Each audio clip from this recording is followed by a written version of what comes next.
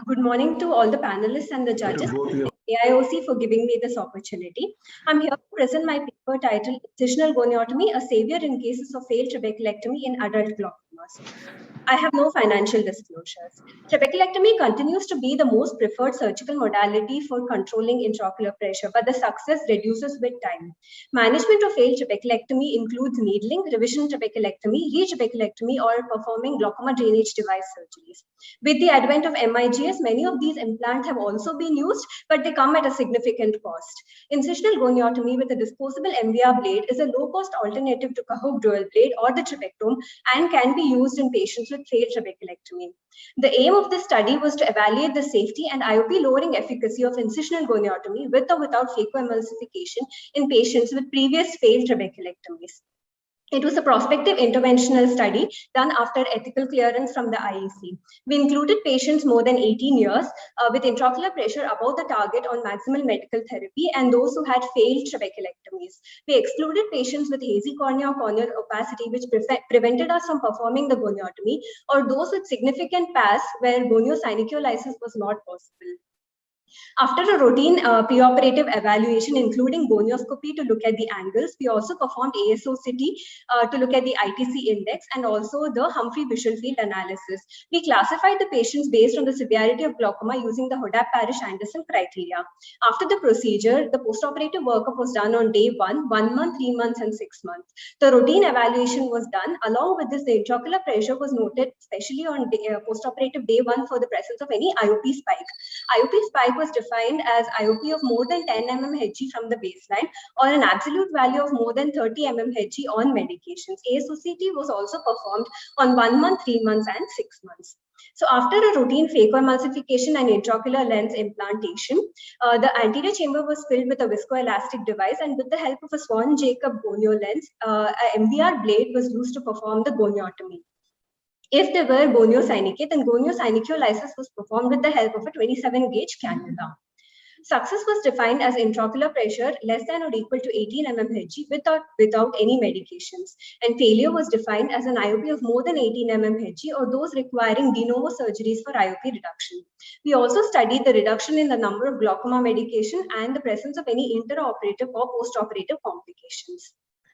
So we included 16 eyes in this study, out of which 2 had mild to moderate glaucoma and the rest had severe glaucoma. The mean baseline intraocular pressure was 30.93 mmHg, and on an average of 2.8 medications, preoperatively the IOP was 24.37.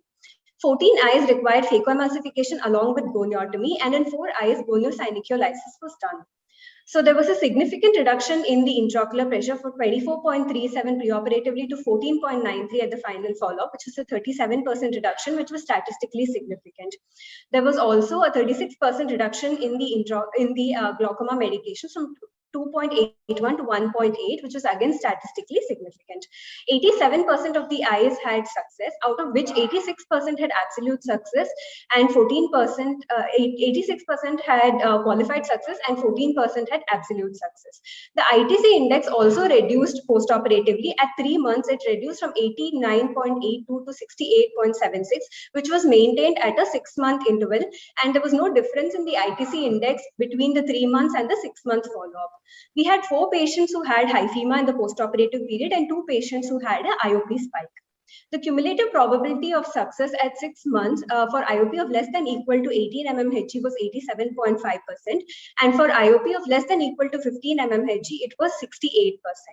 So there was a 37% reduction in the intraocular pressure and 36% reduction in the number of medications and no sight-threatening complications. So disposable MVR is a cheaper alternative than the other MIGS. It has no bleb-related complications, no conjunctival manipulation, shorter surgical time, and with the help of 2 ports, we can do up to 270 degrees of goniotomy. So these are the different surgical modalities that have been tried for failed trabeculectomies, including posterior surgical revision, same-site revision, needling, and glaucoma drainage devices. With the MIGS, the iStent, the Zen implant, canaloplasty, GAD, as well as ab internal trabeculectomy. The limitation of this study is that it was a small size and a very short follow-up period for a glaucoma surgery, and we did not do any separate statistical comparison for eyes with phaco less goniotomy versus those undergoing goniotomy alone, because phaco itself is known to cause some amount of reduction in the intraocular pressure. So single-use aid-assisted incisional goniotomy combined with or without phacoemulsification results in significant sustained reduction in intraocular pressure in eyes with failed trabeculectomies, along with a decrease in the number of glaucoma medications at 6 months, being effective and having a reasonable safety alternative, and it is worth pursuing further. These are my references. Thank you. Thank you, Dr. Priyanka Ramesh. Do we have any questions? So, a nice presentation. Thank But you. as you mentioned, the limitation when you Yes, sir. combine with the cataract, the results, Yes, sir. so you cannot compare basically, Yes, sir. and your follow-up is short. Yes, So sir. the cataract phaco would have significant impact even in open angle glaucoma. Yes, So sir.